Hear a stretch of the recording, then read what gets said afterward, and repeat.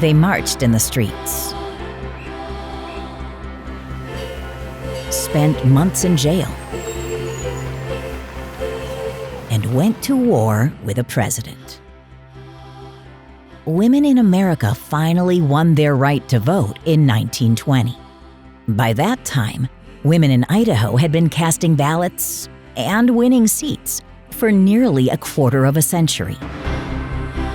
Why would it have happened in the West before in the East? Sometimes I am overwhelmed thinking of how did it ever happen in the West? When you have women working just as hard as the men and building this new society in this very rugged landscape, it's really hard to discount the women. How did equality come so early to Idaho?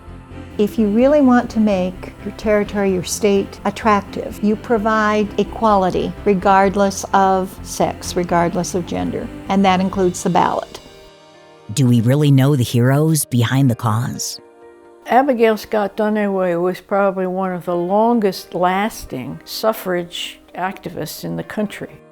She was shocked to the marrow of her being at how little opportunity women had, and she began to think about, instead of putting babies into cradles, how about putting ballots into ballot boxes?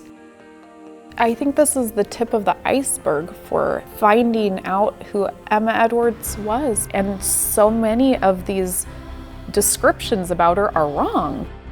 She willed this idea of suffrage into the seal by having the woman in equal footing as the man. She wanted every person in Idaho to see themselves in that symbol.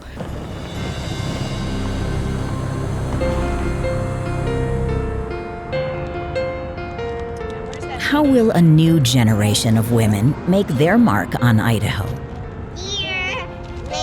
It's incredibly important to have strong role models. Tell me about the bill. All of the evidence makes it very clear that that's one of the things that young women need.